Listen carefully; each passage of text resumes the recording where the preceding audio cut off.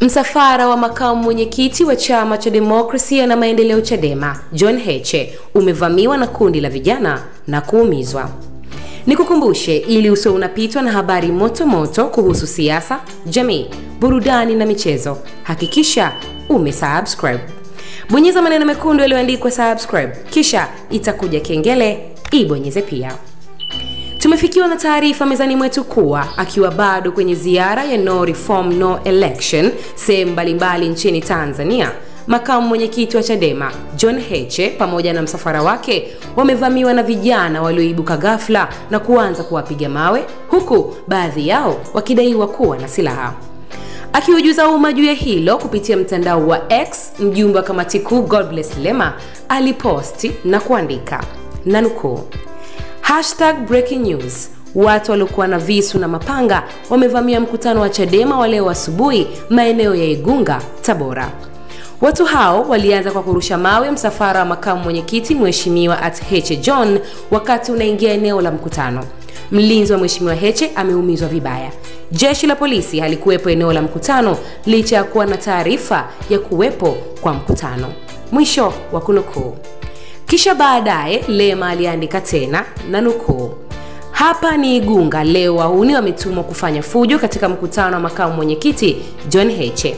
CCM, hiki kitu mnachokitafuta ni kibaya sana kwa nchi hii.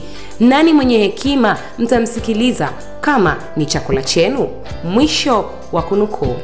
Naye makamu mwenyekiti wa Chadema John Heche aliujuza umma kwa kuandika, na nukuu, muda huu hapa Igunga vijana wa CCM wamevamia mkutano wetu, wameshambulia mkutano kwa mawe na kuumiza watu kadhaa kwenye mkutano. Mkutano wetu ulikuwa na taarifa kwa polisi, lakini hakuna askari hata mmoja alikuwa kwenye mkutano kwa sababu hili tukio lilipangwa. Hatutaacha kufanya mikutano yetu kwa sababu zozote zile. Mwisho wa kunukuu. Na kisha akaandika tena, na nukuu, ni rasmi CCM hawawezi kujibu hoja zetu za #No Reform No Election. Sasa wanapanga kufanya fujo kwenye kila mkutano wetu. Nataka niwahakikishie kwamba hatutaacha kufanya kazi zetu kwa sababu ya watu waoga wasioweza kujibu hoja. Chochote kibaya kikinipata na watu wangu, serikali ya Rais Samia na jeshi la polisi kwa ujumla watatakiwa kujibu. Tunaendelea, no turning back. Mwisho wa kunukuu. Chadema wanashangaa na kujiuliza kwa nini polisi hawakuwepo kwenye mkutano huo wakati walipewa taarifa na wangetakiwa waeke ulinzi. Lakini baadaye Chadema wanadai walifanikiwa kuwadhibiti vijana hao na baadhi yao waligundulika ni wanachama hai wa UVCCM. Baada ya hayo yote, Heche alifanya mkutano eneo hilo hilo na kuongea na wanaigunga, na huu ni ujumbe anaodai ameutuma kwa Rais Samia Suluhu Hassan. Tumsikilize. Nyosha mkono tuone. Haya, twende kazi. Igunga no reforms. No reforms. Igunga no reforms. Bila mabadiliko. Bila mabadiliko. Samia, usikilize wananchi.